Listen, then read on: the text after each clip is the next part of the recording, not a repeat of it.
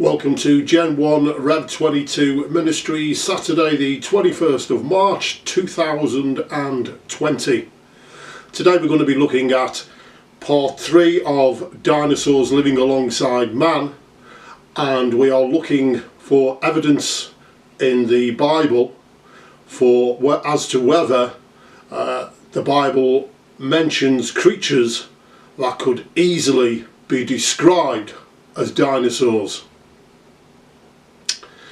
Now, first off, I must mention that the word dinosaur was not penned until the middle of the 19th century by Richard Owen. You can go and check out who Richard Owen was, and he was the first person to pen the word dinosaur. The word dinosaur means large, terrible lizard in Latin.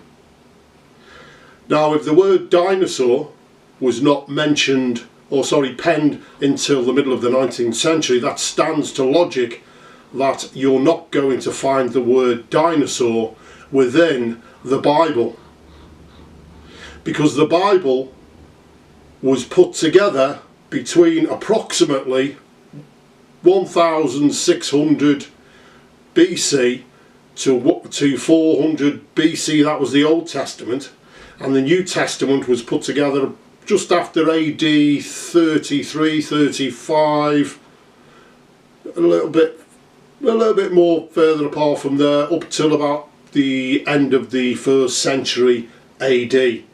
Plus also the King James Version, which was not in existence until the 17th century, would not have contained the word dinosaur, because obviously it wasn't penned until the middle of the 19th century by Richard Owen, as stated. Now, previous to the 19th century, if people were writing about or recording in their histories what we would today call dinosaurs, or what sound like dinosaurs, then they would have used different words for them. Example: dragon, serpent, etc.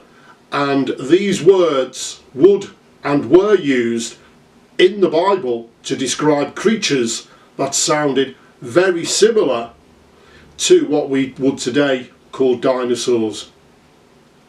Now the question is, were dinosaurs recorded in the Bible? Well, dinosaur is a creature, obviously, in the same way a cow is a creature, in the same way all other animals are creatures. We have sea creatures, we have land animals, we have all kinds of different, we have winged creatures, we have lots of different animals living in the world that we live in today. Now, in the book of Genesis, God describes creating all creatures. So therefore, if God created all of the creatures, then if dinosaurs lived alongside man, dragons, large terrible lizards, serpents, then you would expect that God also placed into that description of when he was describing creating all land animals, sea animals, creatures of the air, you would expect that dinosaurs would be encompassed within that description of God having created them. Now, if we look at Genesis 1:24 to 31, we read God creating, and God said, "Let the earth bring forth living creatures according to their kinds, livestock and creeping things and beasts of the earth according to their kinds." And it was so. And God made the beasts of the earth according to their kinds, and the livestock according to their kinds, and everything that creeps on the ground according to its kind. And God saw that it was good. Then God said, "Let us make man in our image, after our likeness, and let them have dominion over the fish of the sea, and over the birds of the heavens, and over the livestock, and over all of the earth, and over every creeping thing that creeps on the earth." So God created man in his own image. In the image of God he created him, male and female he created them. And God blessed them and said to them, be fruitful and multiply and fill the earth and subdue it and have dominion over the fish of the sea and over the birds of the heavens and over every living thing that moves on the earth. So therefore, there we have Genesis 1, 24 to 31. This is read from the English Standard Version. God said, let the earth bring forth living creatures. All living creatures, that's the earth, created from the earth. Living creatures, livestock, creeping things, beasts of the earth according to their kinds, and it was so. And God made the beasts of the earth according to their kinds and the livestock according to their kinds. God created everything and said it was good.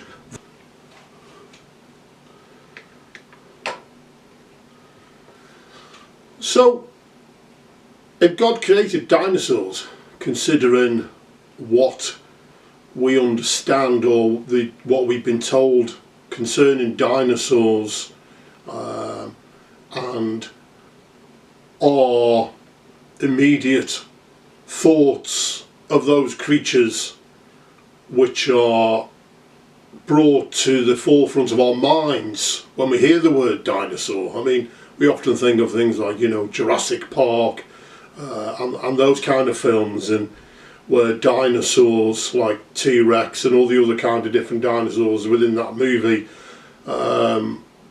they instill a fear for people that, you know, people think, wow, you know, dinosaurs,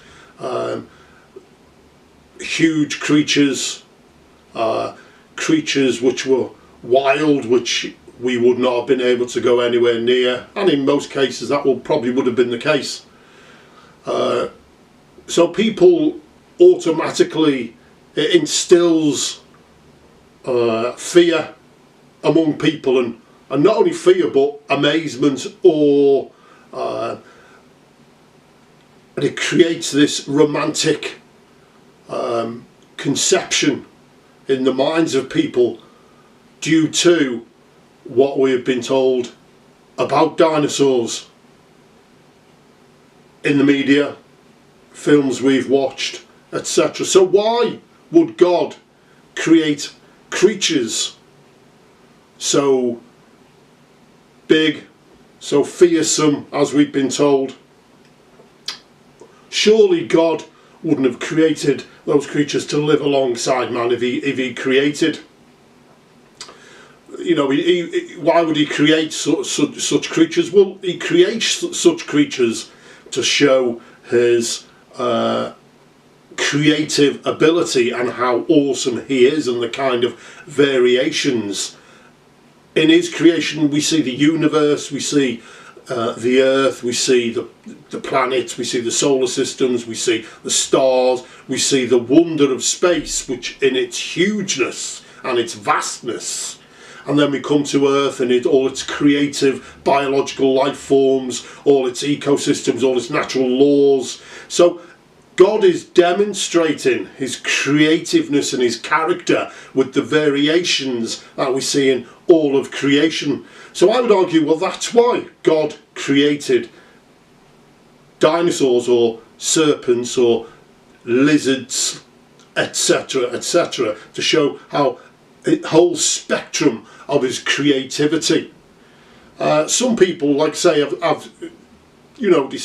thought, well, you know, I've questioned whether God would have created dinosaurs because of what I've said and the fact that, you know, they would be quite fearsome to be living alongside man.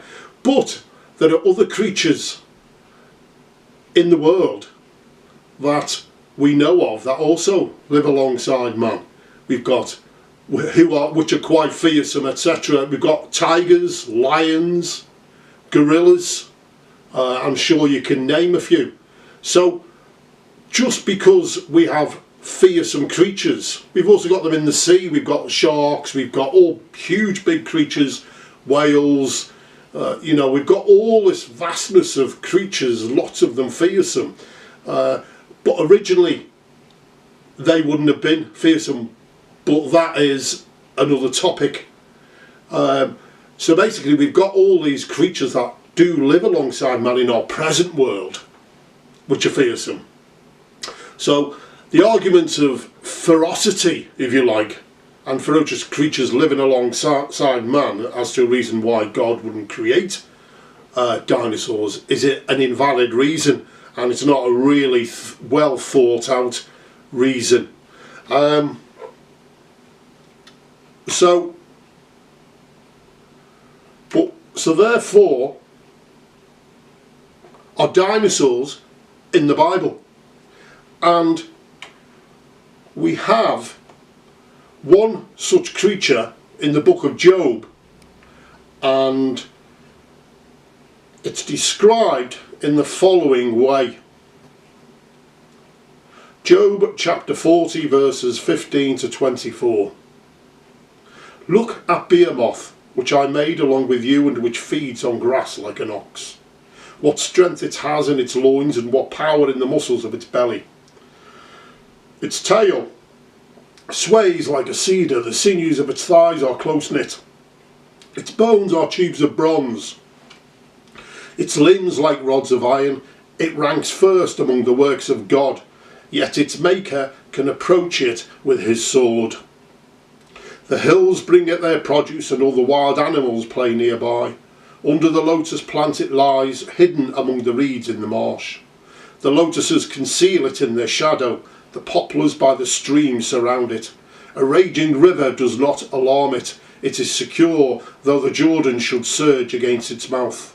Can anyone capture it by the eyes, or trap it and pierce its nose? So therefore, we've got a creature called Behemoth, which is being described, and it's in the book of Job, as already stated.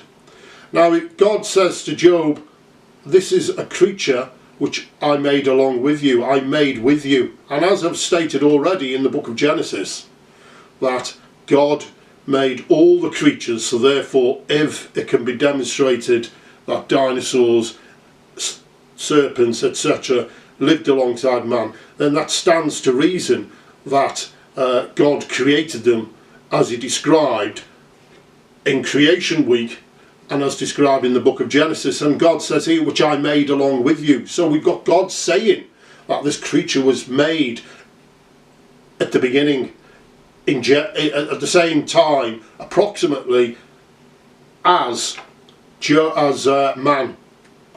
It's described, it says it feeds on grass. It says it's got huge strength in its loins, its power muscles of its belly, its tail sways like a cedar. So this creature's got a huge tail, the cedar here is describing like a cedar tree. So it must be huge to sway like a cedar tree. Very slow moving and wave-like movements. Its thighs are close knit, its bones are tubes of bronze, its limbs like rods of iron.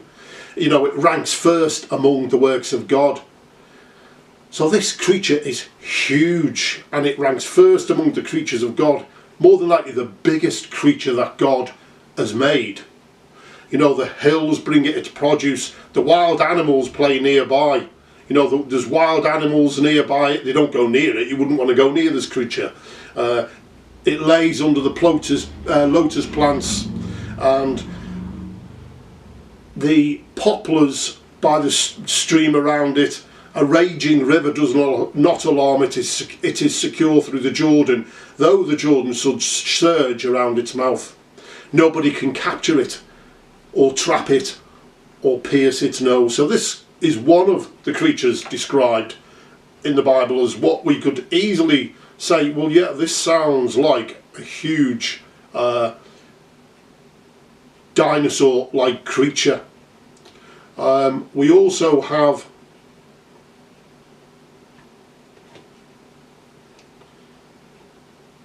a creature which is called Leviathan. This is also found in the book of Job, and this is a sea creature, probably, you know, and once you've heard what this creature is capable of, and if you were to apply honestly the application to what we're being told dinosaurs liked, or certain dinosaurs or sea creatures that died out 60 to 70 million years ago, supposedly, according to evolutionary theory, then we have to admit this creature doesn't sound anything like what we know to be around today. Can you, Job 41, can you pull in Leviathan with a fish hook or tie down its tongue with a rope?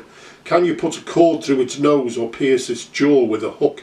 Will it keep begging you for mercy? Will it speak to you with gentle words? Will it make an agreement with you for you to take it as your slave for life?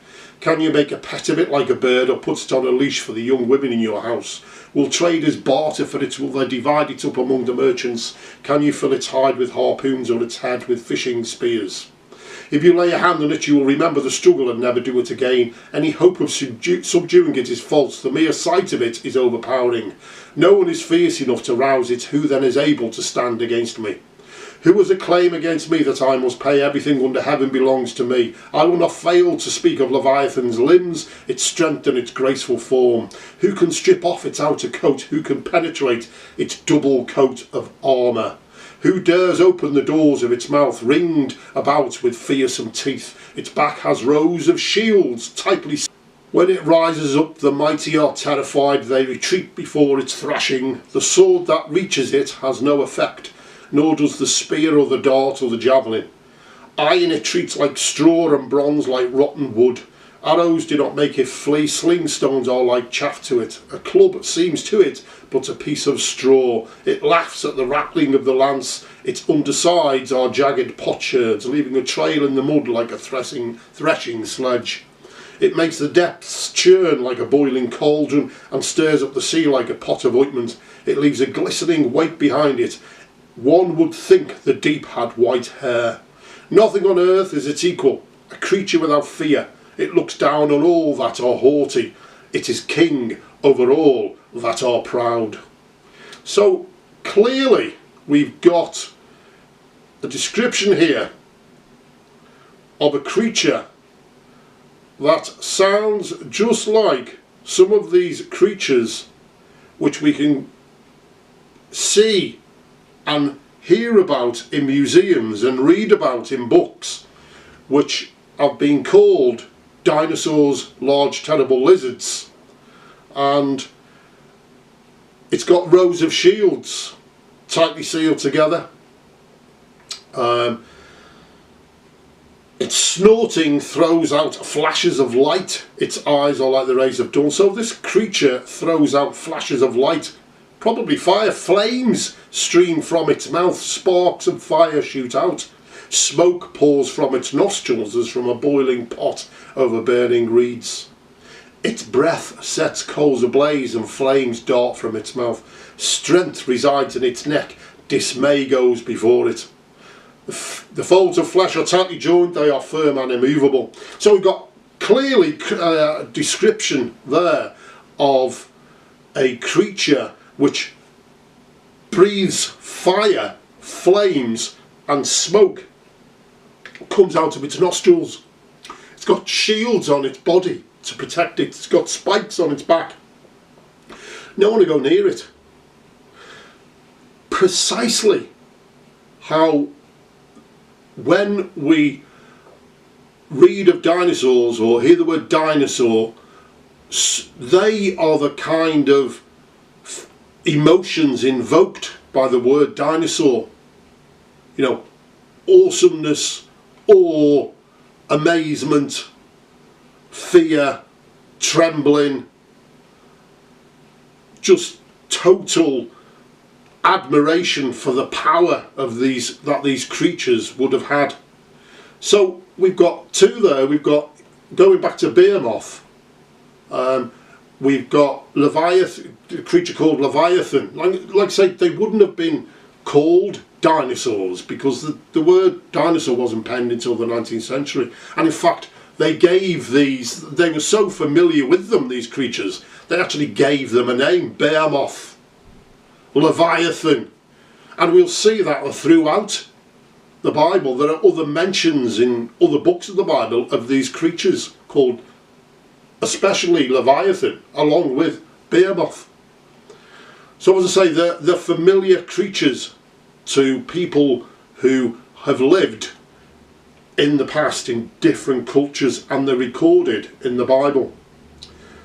You know, some people have tried to say, well, these creatures which are being described in the Bible, especially they'll try and come along with to do away or to come up with really silly explanations for what these creatures could be that we read about in the Bible. And I'm just going to draw up some, bring up some explanations that some people have given. Some have tried claiming that Behemoth was a hippopotamus. Now, if whoever is trying to claim that Behemoth was a hippopotamus can draw similarities between the tail of a hippopotamus and the tail described belonging to Behemoth, which is described as a cedar swaying, then I'm all ears. But until they can draw those similarities between a hippopotamus's tail and Behemoth's tail, as well as all the other factors, I mean, a hippopotamus clearly isn't the biggest of all of animals on this planet. We need to just see the stupidity of that claim, and people will grasp at anything to dismiss what are clearly being described as dinosaurs, serpents, large terrible lizards, dragons in the Bible. They will look for any reason to dismiss them. Some of them have said, oh, it's an elephant. Well, the same again. Look at the tail of an elephant to the tail of this creature.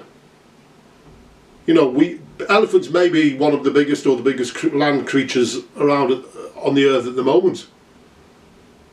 And that's probably where they get these conclusions from. So just to try to call this an elephant, then again, look at the tail. It's just an impossibility for this creature Behemoth to have been an elephant or a hippopotamus or anything of that kind that is on this planet today. There's just nothing on this planet today that you would be able to equate to being Behemoth. Also, some have tried to call it a water ox. You know, same thing.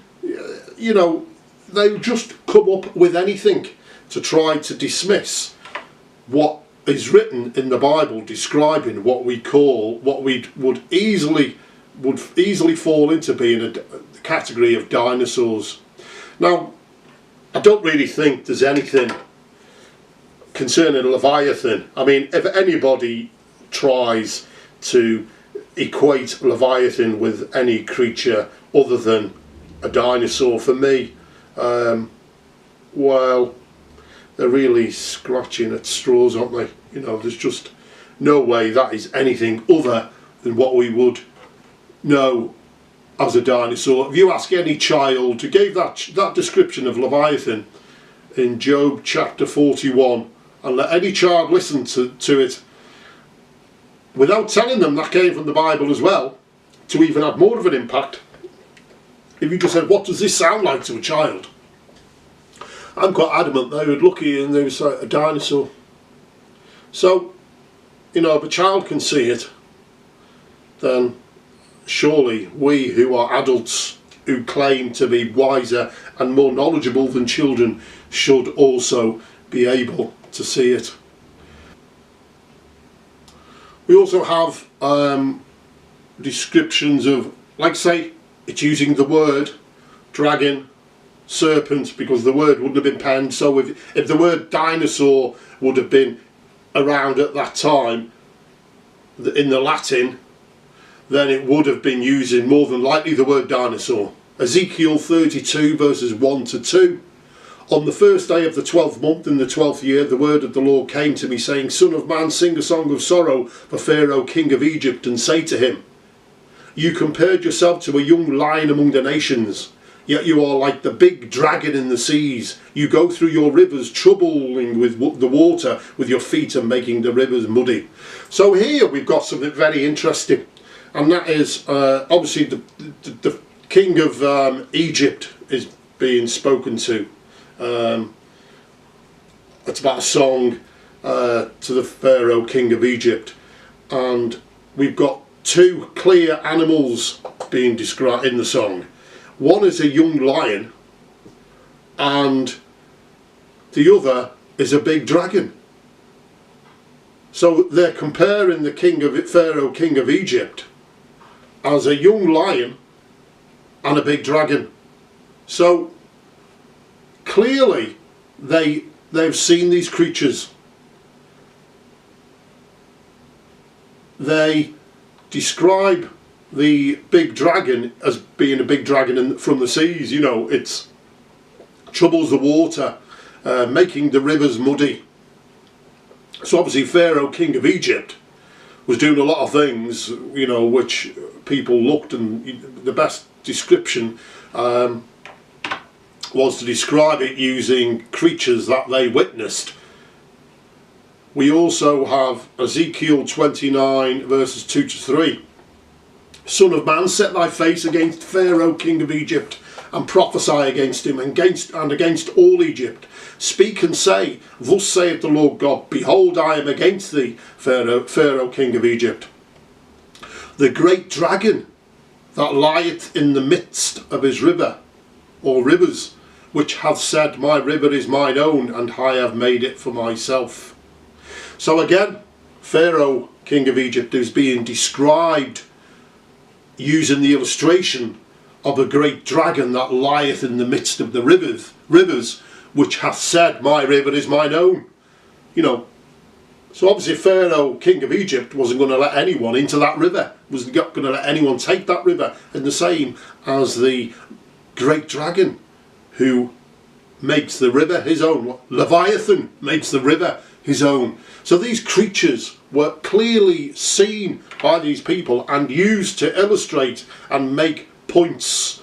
And we have another one, Isaiah 51, 8 to 9. For the moth will devour them as it devours clothing. The worm will eat them as it eats wool. But my righteousness will last forever. My salvation will continue from generation to generation. Wake up, O Lord. Clothe yourself with strength. Flex your mighty right arm. Rouse yourself as in the days of old when you slew Egypt, the dragon of the Nile. When you slew Egypt, the dragon of the Nile. A perfect illustration of a dragon being used to describe Egypt and how much of a control and how big Egypt were and powerful. The dragon of the Nile. We have also Isaiah 27, 1. In that day the Lord with his hard and great and strong sword will punish Leviathan the fleeing serpent, Leviathan the twisting serpent, and he will slay the dragon that is in the sea. So we've got there another pointer to Leviathan from Job, but this is in Isaiah. Okay, so in Isaiah's time, as well as Job's time, these great dragons of the sea were being witnessed, as in Pharaoh's, king of Egypt's time. So they used them as illustrations. Psalm 104, 24, 26. How many are your words, Lord? In wisdom you made them all. The earth is full of your creatures. There is the sea, vast and spacious, teeming with creatures beyond number, living things both large and small. There the ships go to and fro. And Leviathan, which you formed to frolic there. Then again, in the Psalms, people living at the times of the Psalms would have known these creatures. These creatures were what we clearly would describe as dinosaurs. Psalm 74, 12 to 15. God, my King, is from ancient times performing saving acts on the earth. You divided the sea with your strength. You smashed the heads of the sea monsters in the waters. You crushed the heads of Leviathan. You fed him to the creatures of the desert. You opened up springs and streams. You dried up ever-flowing rivers. Again, these sea creatures and what we would describe as huge serpents, etc., being used to illustrate the power of God, and being used to illustrate, people would have understood the power and the might that was being spoken about with the comparison to these sea creatures. Okay, so I think I've covered quite a lot there concerning what we today would call dinosaurs and what they called in the past throughout human history, when there's been evidences and depictions drawn and written records and accounts of peoples from the past. They would have given the names to these creatures, which when we read about the descriptions to us would come across as being dinosaurs. They would have given them, because the word dinosaur wasn't penned until the 19th century, they would have given them different words: dragons, serpents. So we've got we've looked at there is, are dinosaurs written about in the Bible, and we can put our prejudices aside and say, well, yeah, these sound like dinosaurs, what we're reading about in the Bible that are being described. I've also done part 1 and part 2, dinosaurs living alongside man. I may do another one depending what, obviously, I look back and think I may have missed something, or something new comes to light, or I may do a bit more in depth on what I've already done.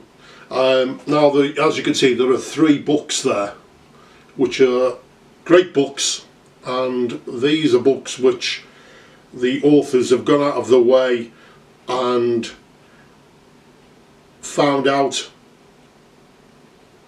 the history of man and living alongside dinosaur. And in this one we've got depictions, clear, beautiful, colourful pictures from all over the world, where the author has gone and taken the pictures and compared them to what we've dug out of the ground in the past 200 or so years, and said, well, these looked like, there's no arguing, these are, you know, carved in buildings and all kinds of things, and caves, and drawn in caves and so on. This one also here by Derek Isaacs, I think his name is, and Bill Cooper here. And if you're living in Wales, this one is very good, because he also, in part of the book, talks about Welsh history and links and demonstrates how our genealogies are linked all the way back to Noah and Adam and Eve, and Noah coming off the ark, and the spread of humanity from the region where the ark landed, from the mountains of Ararat, spread all over the world. And he concentrates on where the genealogies, etc., come to us in Wales. So that one, yeah, if you're a Welsh person, then that one may be of even more interest to you. So what does it mean if we can trust the Bible when it tells us, when it tells us about creatures that lived alongside man, which are dinosaurs? If we can trust the Bible in that department, then we can trust it in all the other departments, surely. And we can trust it for the main message of the Bible, and the main message of the Bible is there is no other name under heaven given to men by which we must be saved. The name is Jesus Christ. And the Bible says in Romans 10:9, because if you confess with your mouth that Jesus is Lord and believe in your heart that God raised him from the dead, you will be saved. For with the heart one believes and is justified, and with the mouth one confesses and is saved. For the scripture says, everyone who believes in him will not be put to shame. For there is no distinction between Jew and Greek, for the same Lord is Lord of all, bestowing his riches on all who call on him. For everyone who calls on the name of the Lord will be saved. Romans 10:9 to 13. So, Jesus Christ volunteered himself to come into the world that he created, to take your place and my place on that piece of wood 2,000 years ago, for your sin, your disobedience of God's laws and my disobedience of God's laws, in order to get us right to be back with God. Jesus Christ took our punishment upon himself on that piece of wood. He took our death penalty so that we could have eternal life in God, in Jesus, through Jesus Christ, from what he has done. Jesus Christ is the propitiation for our sin, for our disobedience to God. There's no other way you can get made right with God, only through Jesus Christ. Only through Jesus Christ and what he did 2,000 years ago. Jesus Christ came a first time to deal with sin, to deal with disobedience to God's laws. He's coming a second time as King of Kings and Lord of Lords. Will you be ready? That's the question. That is the question you've got to ask yourself. People say, well, I'm not a sinner. I'm sorry, but you are. You know, Jesus Christ said he didn't come for those who think they're well. He's a physician. He came for those who are sick. We're all sick. We're all suffering from the disease of sin, which leads to death, which leads to separation from God. All of us, not one of us. But I've been made right with God through Jesus Christ. And that's it. It's easy. Put it. Just say to Jesus Christ, I accept your work of salvation, and I accept that you died in my place, and I will confess you as Lord, and I believe in my heart that God raised him from the dead. It's not so just saying we believe that God raised him from the dead. There's evidences that God raised him from the dead. There are witnesses. We read in the Gospels, the witnesses. He appeared to 500 people at one time. You know, this written record, there's more written record and historical written records about the life and resurrection of Jesus Christ than there is concerning any other historical figure you could mention. So why is it we have a problem when it comes to Jesus Christ and accepting him and his historicity, but have no problem in accepting the historicity of people like Alexander the Great and all these other historical figures whose record of the written record of them was written much further away from when they lived and walked this earth than the written record of Jesus Christ was. The written record of Jesus Christ was written within a decade, just over a decade or two from when he walked this earth, and from people who walked with him. There's no questioning about who Jesus Christ is and his historical figure, and the fact that he existed and he walked this earth and what he did. Recorded in the New Testament is what he did. So I hope I've enabled you to, you know, maybe question what you've been told, and and I hope this will enable you to question the worldview that you hold, because we've all been brainwashed, if you like, into a worldview that isn't true. You know, it isn't real. So I hope you've enjoyed this part 3 of Dinosaurs and Dragons and Man Living Alongside One Another from the Bible and Gen 1 Rev 22 Ministries. Have a nice day. Goodbye. Till next time.